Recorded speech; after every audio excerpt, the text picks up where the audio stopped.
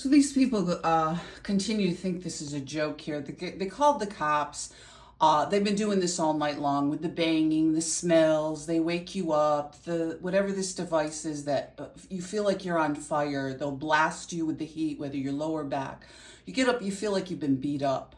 I'm not going to argue that because, of course, as soon as they have one thing that you can't prove, which should be law enforcement's job, not mine, then it's like, oh, you're crazy. Because as soon as I moved in, this started, and then they got new people downstairs. I thought, okay, things will be better. But these people have made it obvious, just like dressing like cows. I think that they think that's funny. Is that funny, Phil? Is that funny at the jail with people and inmates being harassed and sexually assaulted again for speaking out about children being assaulted?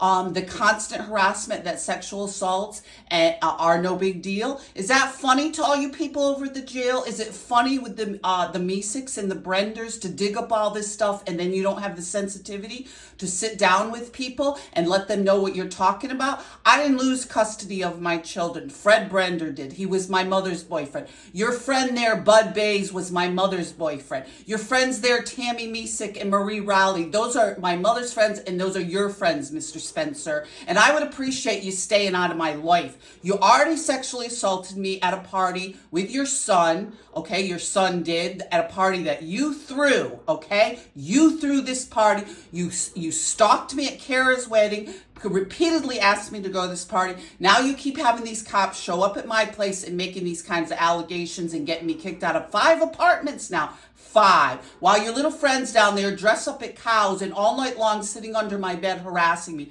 just like over at the jail. Just like over at the jail, they'll bang on the bed all night long. They're doing the same thing here, okay? Just like upstairs with whatever this thing is over my head, blasting in my face. Okay, I've done due diligence. Okay, I went, I talked to the landlord. I did what I was supposed to do, just like I did at the courthouse, just like I did with my ex-husband when I reported domestic violence and I reported the sexual assault by your son. I'd appreciate being left alone. Okay, I've known you since I was a child, and you know what? Maybe you should have got your friend Bud Bays some help instead of up there laughing and joking and making jokes about a man that was a disabled veteran. You were down there making fun of him, or disabled veterans. Your son was. I don't know why y'all think this is so funny. I personally don't think it's funny to get people that I don't even know involved that probably have their own histories. Okay, so we can talk about more about how you enable people, and you continue raising your sons to do this stuff. You continue raising them to believe that women are objects or sex toys or prostitutes or whatever hell you have in that delusional mind. Your son tells me to leave his parents alone. Well, you all need to leave me alone. I never bothered you. I never said an ill word. I didn't go into your family business. I didn't go anywhere near you. And the only reason I brought my ex-husband up there is because you asked repeatedly at the last party.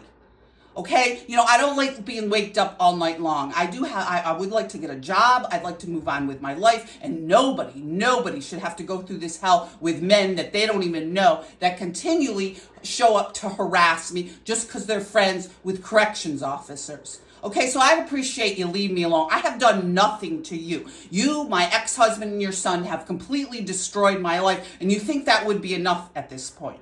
Okay, the cops supposedly did a thorough investigation here, and they said that my ex-husband wasn't here, but you know what? You all are here. Y'all are here because you get these people to do this. Okay, you've gotten this people, Officer Cuddy, which is my ex-husband's relative there in Fort Johnson. Y'all had a good old time when I was 14. Y'all had a good time when I was 5 years old with your friend Bud Bays. Y'all had a good time when I was here in Albany with Fred Winters and his family, who's a detective. So you've all had a good time right along. Then y'all had a good time when I got married. Okay, and I can go on and on.